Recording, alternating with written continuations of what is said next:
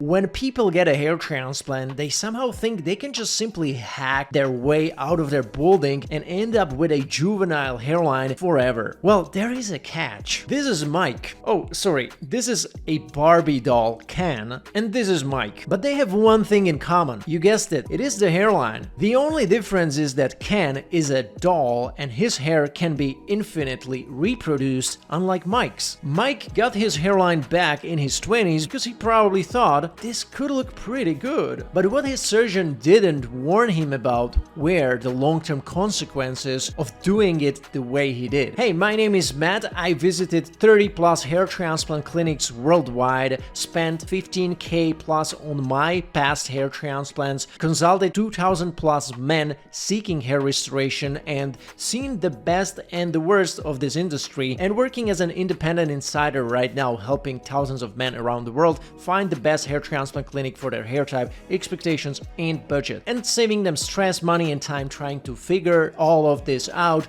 on their own. So make sure you subscribe to my channel and check out the link below where you can get my one-on-one help as well. Now, why regret such hairline, Matt? Why is this bad? Well, let's start with the positives.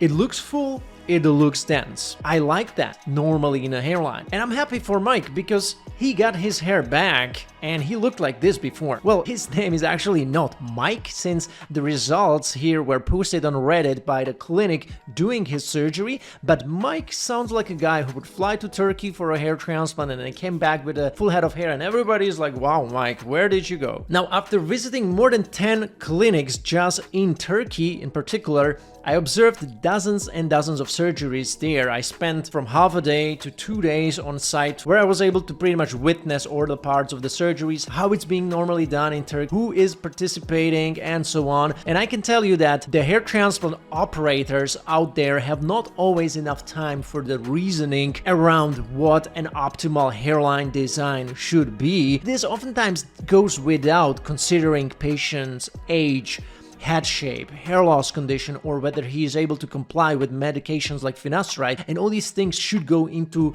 designing the hairline that should be right in the long run, not just in the short term. Mike's surgery was FUE, and they said that they did 4,500 grafts. If he is like most guys, he could get around 6,500-ish grafts extracted from his donor in the long run. If we were to fast forward these results that Mike got, maybe in a couple of years, maybe 5 years, we can get two scenarios normally. Scenario number one, and to explain to you how bad of a management this was for that relatively small surface he got transplanted. Imagine you are planning a long cross-country trip. You have saved up $6,500 for gas for this whole trip, and this is all the fuel money you will ever have. But you decide to splurge. You crank up the air conditioning, you drive fast, and you burn through $4,500 of your fuel budget in the first leg of the journey. But soon as the road stretches and the real journey begins, you have only $2,000 left for fuel. And what felt like a really good decision initially now limits your options for the rest of the journey. And that's pretty much what these 4,500 grafts did to Mike. But Matt, he needed those 4,500 grafts. Well, not really. If we look at other clinics where patients with similar hair loss grade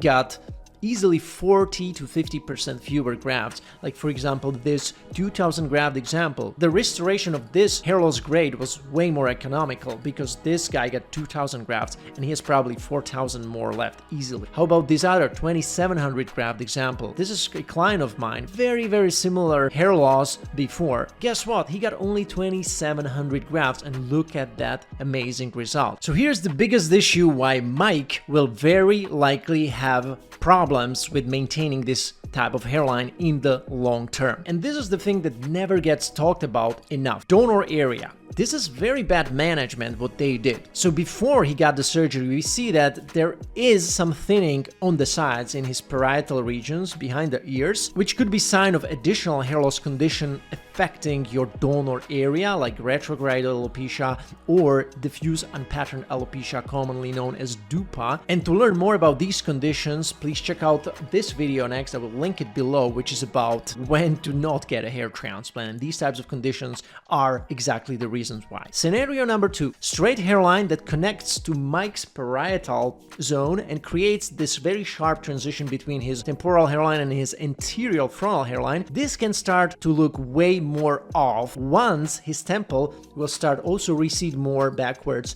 And in these cases, we can see something like this, what you can see here. The guy has used up way too many follicles for his front and temples, as you can see here. He got an aggressive straight hairline, and by the time his crown and mid-scalp hair started to fall out further over time, he had little to no donor reserves, so he ended up with doing the scalp micropigmentation, as you can see here. But hey, it doesn't have to be like that. You can simply enjoy a great looking hair transplant in the long run that has been just well executed. Like my client Kai, he ended up with a properly planned hair transplant that was well executed, that also gives him the flexibility to also wear a buzz cut, which is not always an option for many people, because once they buzz it off, it looks low density or it's looking very detectable. Kai was also in his 20s by the time he was getting his transplant, and straight hairline was also appealing to him at first, but he decided to prioritize the long-term success and peace of mind,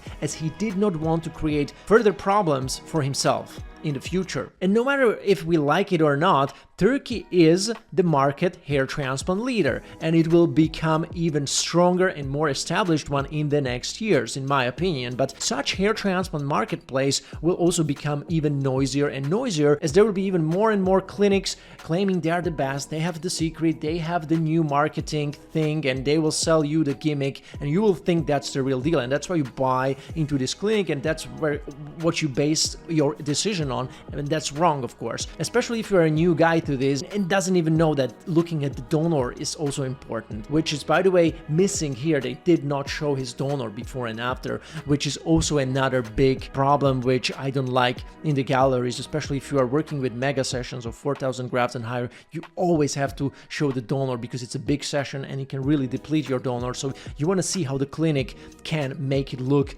after that as well. So right now, if you are finding yourself in a situation where you are like, okay, how the hell should I choose the right clinic? Well, you should watch this video next, where I show you my hair transplant clinic elimination method, and in less than 14 minutes you will find a blueprint on how you should be actually separating the good clinics from the ocean of the bad ones. So check it out, and we will see each other there.